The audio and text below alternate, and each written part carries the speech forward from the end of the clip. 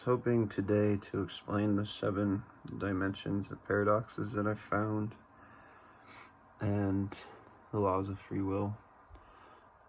I think on my other video about the theory of everything, I mentioned,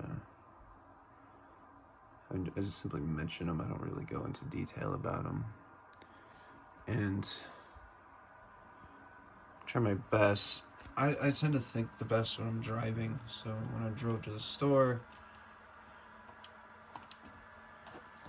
today, my brain was in philosophy mode. So I was like, well, this is a good day to try to elaborate. I got to 6. I haven't thought about this in a while, but I'll try to remember the 7th.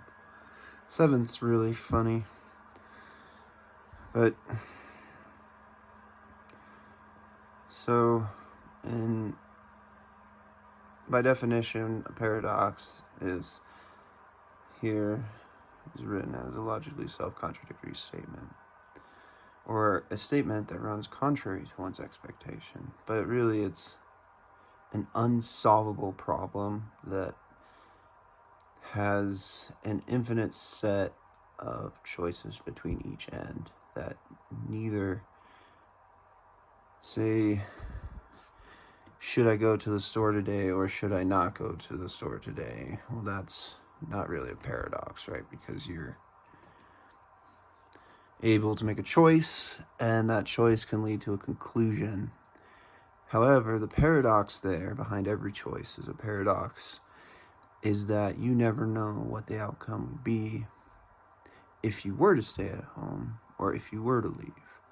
So right there is an underlying paradox that says, no matter the choices I make, you never know your outcome.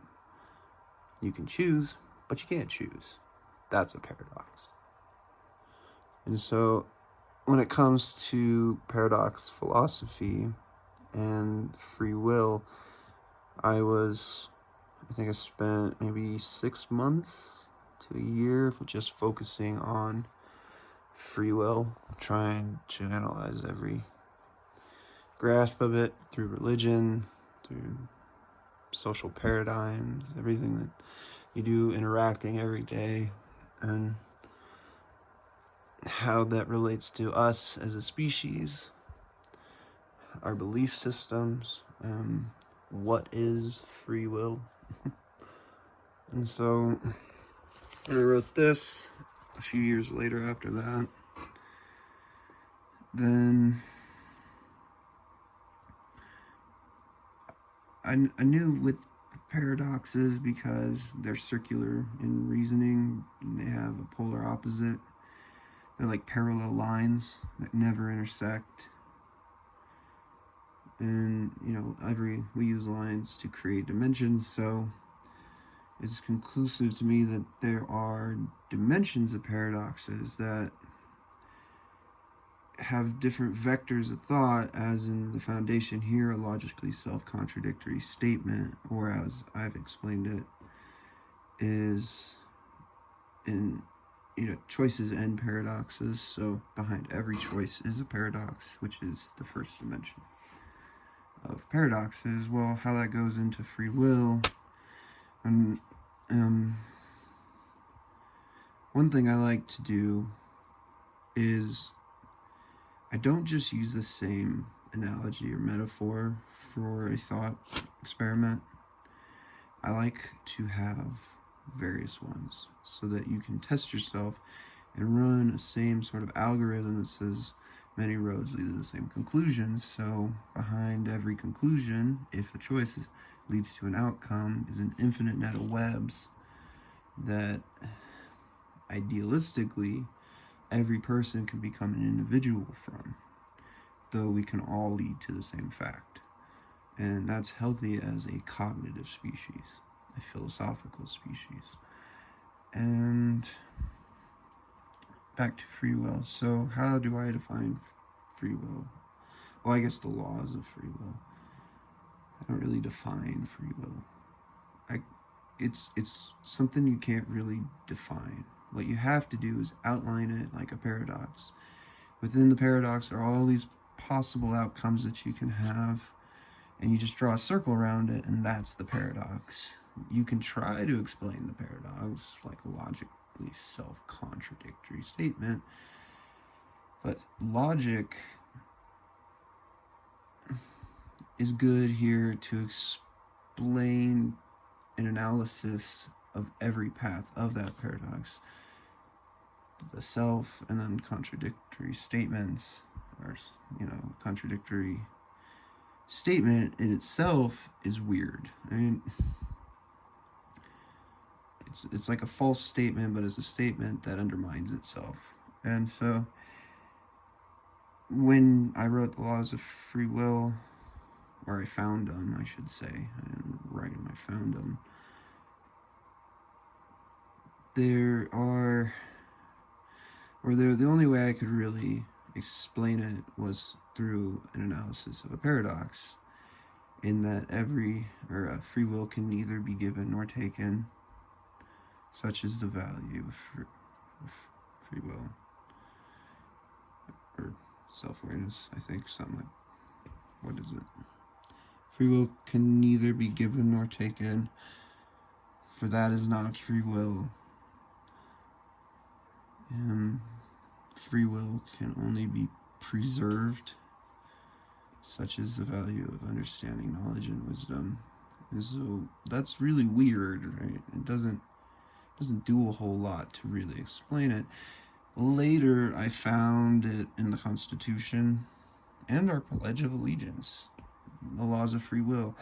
Like I was saying, many roads lead to the same conclusion. So the laws of free will are already written into our country, and the simplest way that they explain it is liberty and justice for all. And what does that mean? Because that's a paradox, in that to lose liberty is to abstain away from free will by taking it from somebody else or giving it to somebody else.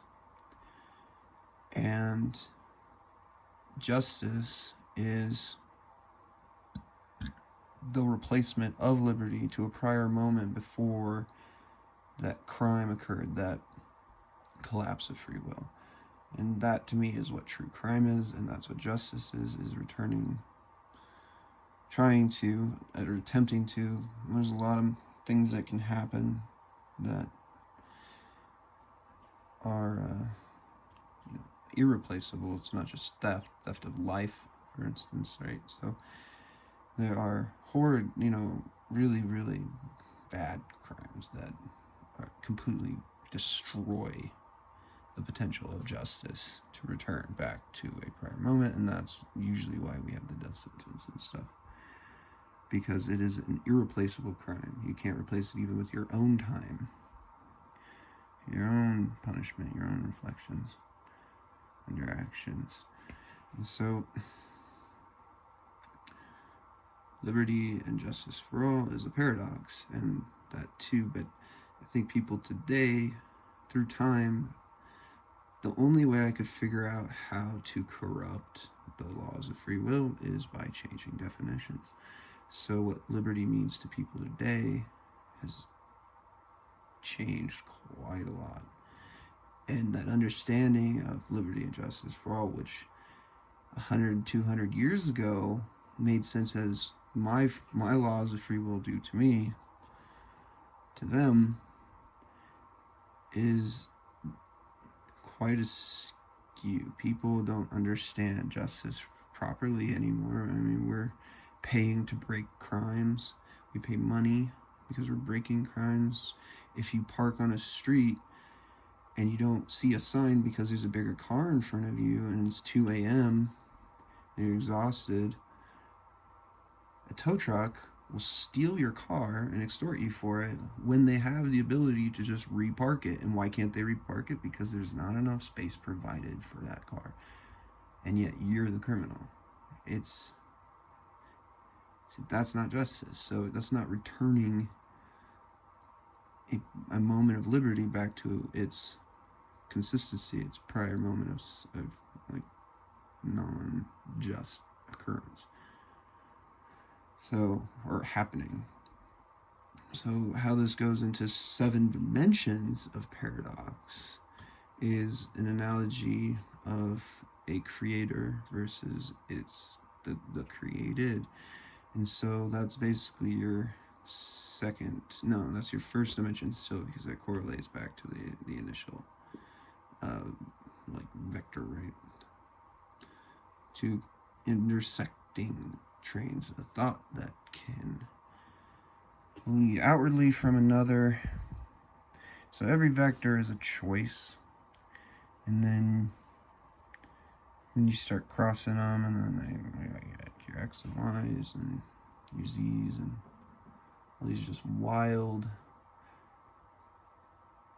ways that lines can cross but never cross again after you make a choice. And that is a paradox. And that's how, if you can visualize it, dimensions of paradoxes. It's really hard to explain, but so the best way to simplify it to society, though we are limited by our reality, it's really difficult to imagine anything beyond our reality that doesn't have any sort of inspiration from our existence.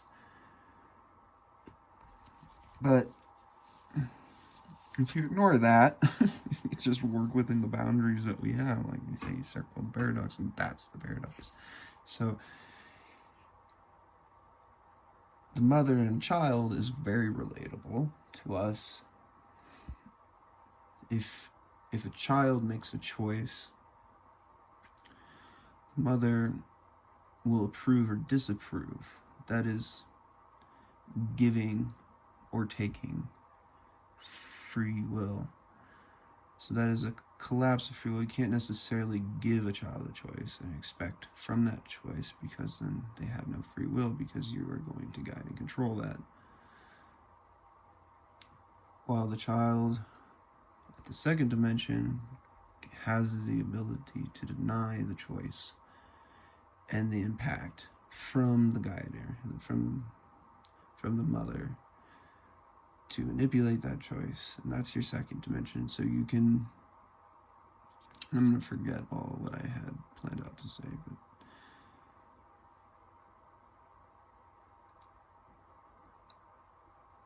so the ability to deny the option of being given it. So it's a linear method of control so thus free will can neither be given nor taken. I guess simply only chosen, right? And behind every choice is thus a paradox, giving us free will. And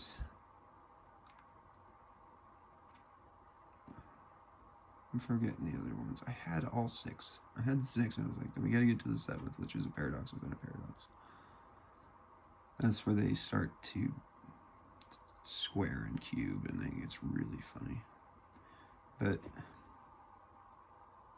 so I guess maybe we'll only talk about 2. If I get back on the train of thought, I'll write them down this time so I can make sure that I don't forget them talking on a whim. Yes, so like religion, when you think about theology, how we all believe these contradictory statements that God can give free will, only then shall we choose to deny this religious guidance. And so looking at that as another depth, how religion is like a moral stepping stone to society, as opposed to somebody like me who's never been educated in philosophy, who quit and pursued it holistically on his own. That many roads lead to the same conclusions, that even if we can't prove that I wrote those laws. Maybe I did just happen to have some subconscious memory and analysis of liberty and justice for all. But to me, I remember discovering them, writing them, analyzing them, and studying them for a very long time to figure out how to corrupt them. And like I said, the only way to corrupt them is by changing definitions, by generation even. It is most children, we have to, as humans, we have to figure out what a word means. We can't be told what a word really means. You can show someone an apple and call it an apple, but if you were to just say apple, they're left. And then you say fruit, and you just hold a bunch of fruit together, then they're going to just associate apple with fruit. And so this happens constantly throughout development, and how we create slangs, and language is our greatest weakness, honestly, for history. And then through the nature of free will, to deny the creator and deny guidance, and to create choices to find these natural paths that lead to the same conclusions, we end up doing you have to change definitions, otherwise you become sort of like a hive or a colonial mind. It's really interesting. So there's another paradox, and there's so many, it's really hard to keep track of them anymore. Well, I don't have my other chair either. This chair I have is different. I had a chair that I would balance on, and I sat in that thing for years, and I would stress test my brain constantly, put it through the most stress as possible. And this chair had a board on the bottom of it and a circle, this wooden circle that it sat on, and it used to be bolted to it, but it broke. And instead of throwing it out, I saw an opportunity, and I set it there. And I would have some safety catches so I didn't fall back and break anything, but for the most part, yeah, I fell out of it a few times. But it would balance on this wooden ring, and it had this wooden bar that went down, bent back up. And it was about that, it was only about that wide. 4 or 5 inches, 6 maybe inches long, wide, and I would sit in that chair and balance in it. And so what that did is it allowed my equilibrium to focus on something, which is why when I drive a car, I can think more clearly, and I can really, or if I walk too. So I'll walk around a store for an hour and just go through my thoughts and variables and work out what I'm trying to figure out. I can't do that anymore. It's hard to walk around a Dollar General for an hour. People think you're robbing them. And their stores are so small, and they have so few people that they start to notice you, so you can't just blend in like a ghost anymore to do what you want to do. And so that chair did the exact same thing, and I would keep myself in that state of mind for years of distracting my equilibrium. I would distract my eyes and my ears. I would watch TV, play video games, and listen to music all at once. And then I would think about philosophy over that. And it really allows me to isolate all the little things that distract you constantly. So that's how I was able to get to the various steps. And with concepts, like I think I mentioned in the other video, that string theory I think has 11, right? 11 dimensions, 12 or 13, around there. I'm not a string theorist. But if concepts really hold true and they scale, and philosophy leads into science, and I suspect there are that many dimensions of paradoxes. And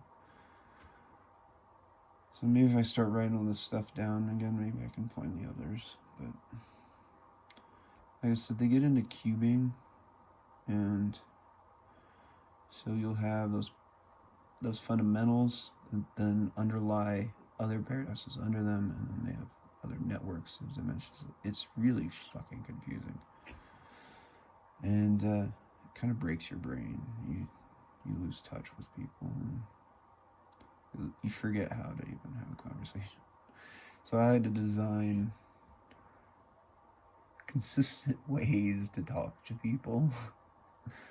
If people ask me, how are you? I say the usual, because it's the simplest way to answer that question, because in my brain, there's 30 different routes, and I just don't want to bother somebody standing behind a cash register with the nest of crap going on in my head.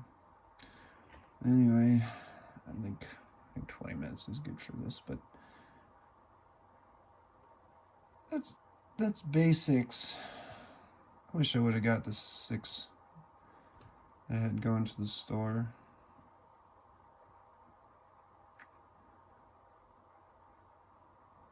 I figured it out. It was just so easy. It's like I said, I can just rock back and forth on this chair, you know?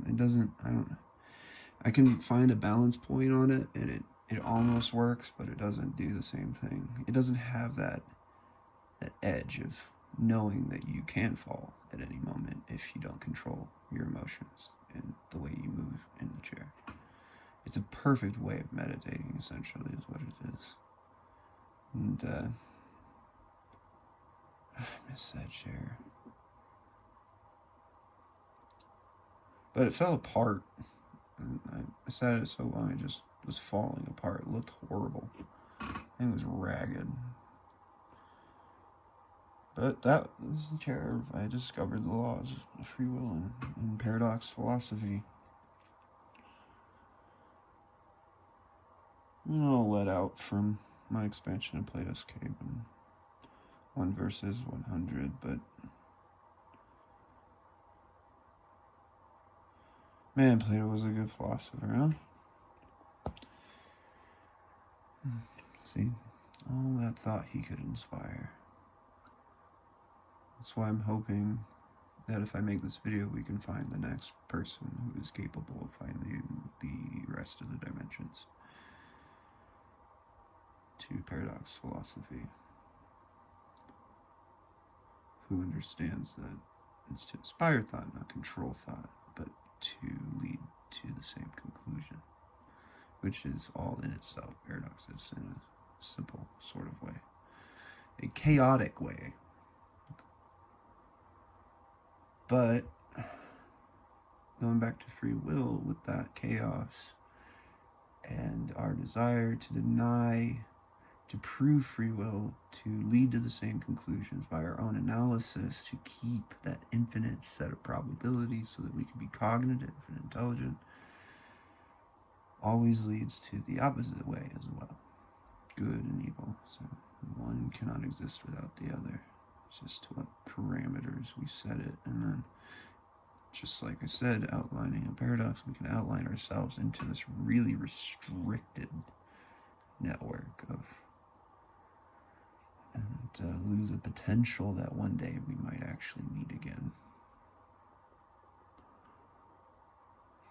Ability to choose certain things, which then leads into our pasts as a species, like what gave us success, the ability to sneak, the ability to steal, to lie, to cheat, to kill, and even rape.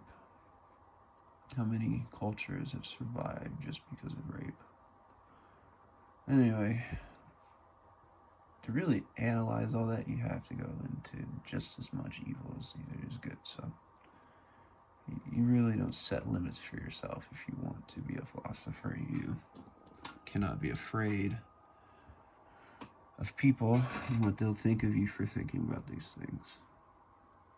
You just gotta be mature about it. Anyway, I think I'm done. Sad I didn't get to elaborate on everything I wanted to, but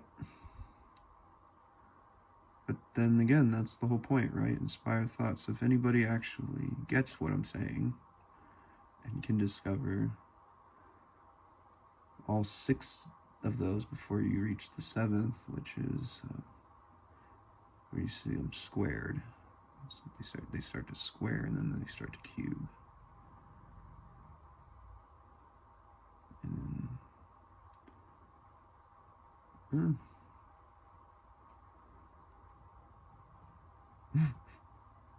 what would I say to such a person? It sucks, doesn't it? But you wouldn't have it any other way.